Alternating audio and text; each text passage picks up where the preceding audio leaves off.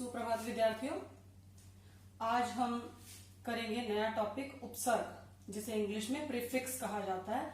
Prefix, pre का अर्थ क्या है? प्री का अर्थ है आगे या पूर्व, ठीक है। और फिक्स मैंने क्या है? फिक्स का अर्थ है लगाना, यानी लगना।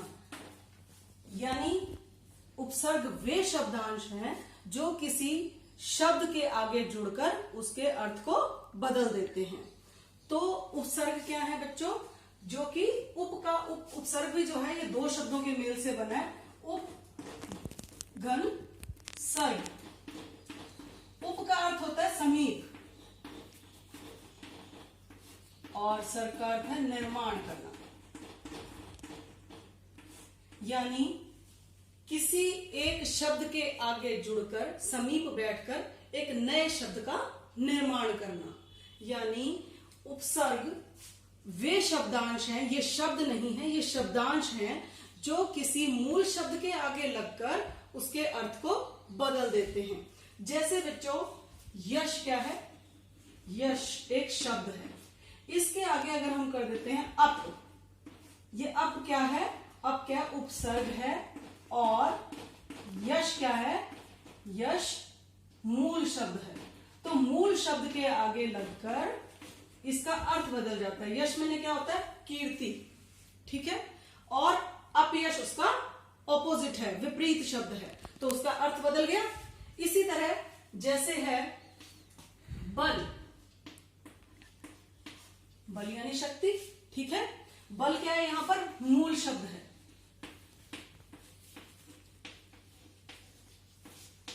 बल शक्तिशाली, शक्ति, ठीक है। और इसके आगे मैं लगा देती हूं निर, तो ये क्या बन गया? निर्बल। निर्बल माने कमजोर, इसका अर्थ बिल्कुल बदल गया।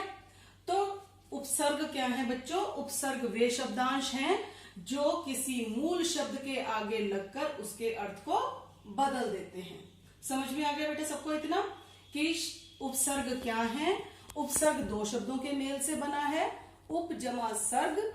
और उप का अर्थ क्या है? समीप, और सर्ग मैंने निर्माण करना, यानी एक शब्द के समीप बैठकर एक नए शब्द का निर्माण करना। समीप मतलब यहां पर आगे से है कि उसके मूल शब्द के आगे लगकर उसके अर्थ को बदल देना क्या कहलाता है? उपसर्ग कहलाता है, ठीक है।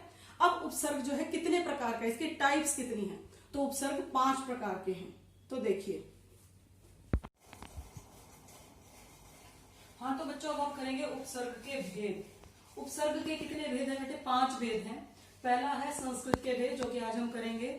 फिर उसके बाद पहला है संस्कृत के भेद, उसके बाद है आपका हिंदी के भेद, फिर संस्कृत के अव्यय, फिर है उर्दू फारसी से लिए गए उर्दू फारसी के उपसर्ग और अंग्रेजी के उपसर्ग, ठीक है।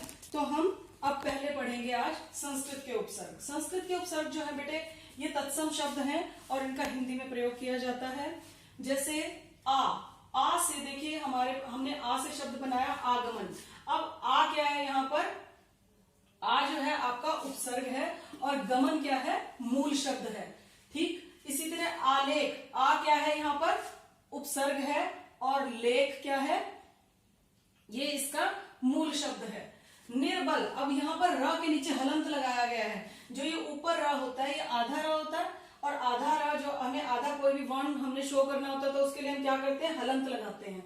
तो अगर इसे लिखा जाए, अगर हम ये कहें, आपके जो है 2 प्रकार के प्रश्न आते हैं पेपर में। एक तो आता है आपको शब्द दे दिया जाएगा और कहा जाएगा इसमें से उपसर्ग और मूल शब्द को अलग करें। जैसे मान लीजिए मैंने आपको निर्बल शब्द दे दिया और आपको कहा कि इसमें से आप उपसर्ग और मूल शब्द को अलग करें। तो कैसे करेंगे? निर और बल।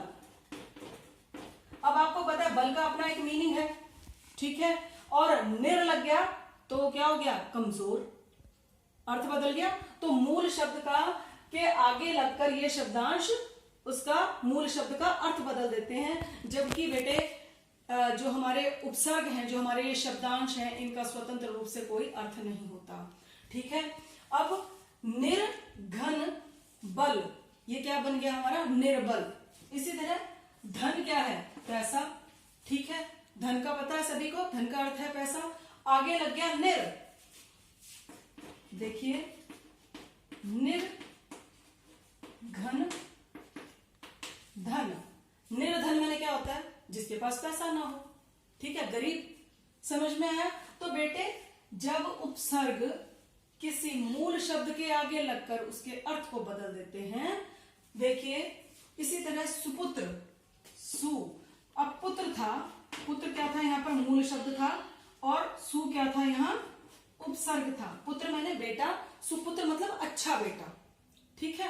अगर यहाँ पे सु की जगह कु लग जाता तो कुपुत्र हो जाता, और कु क्या था यहाँ पर उपसर्ग था, कुपुत्र मैंने बुरा बेटा, ठीक है। समझ में आ गया बेटे?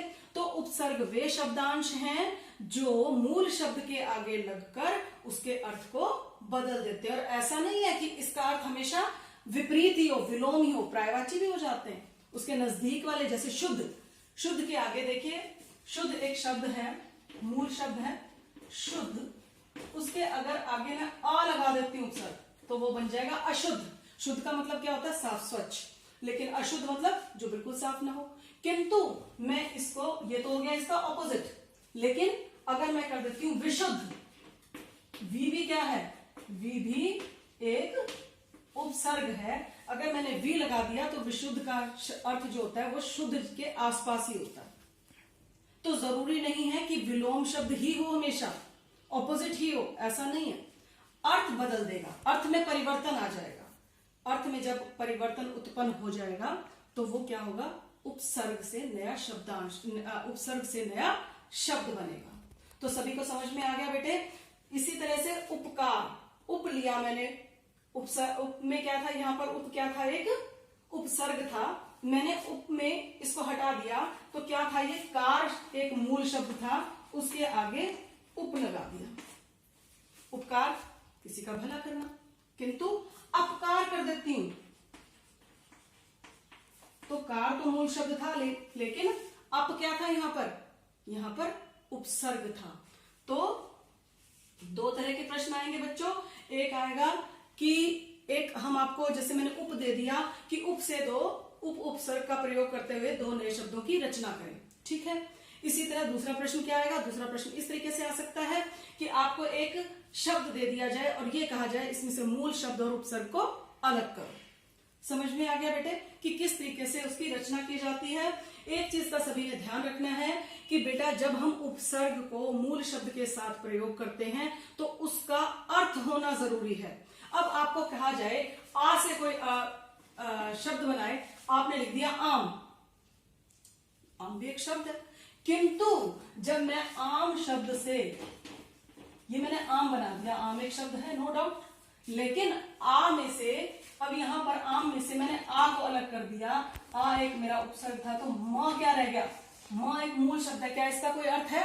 इसका कोई अर्थ नहीं है, इसलिए ये निरर्थक शब्द है। यहां पर समझ आ गई बात? क्योंकि इसका कोई अर्थ नहीं है। तो एक चीज का ध्यान रखेंगे कि उपसर्ग लगाकर जब हम किसी शब्द की रचना करें तो उसका भी अर्थ होना चाहिए। समझ में आ गया बेटे? अब ध्यान से सुन लीजिए दोबारा कि उपसर्ग क्या है? उपसर्ग वे शब्दांश हैं, ये शब्द नहीं है, शब्दांश हैं। ये वे शब्दांश हैं जिनसे, जो मूल शब्द के आगे लगकर उसके अर्थ को बदल देते हैं, ठीक है।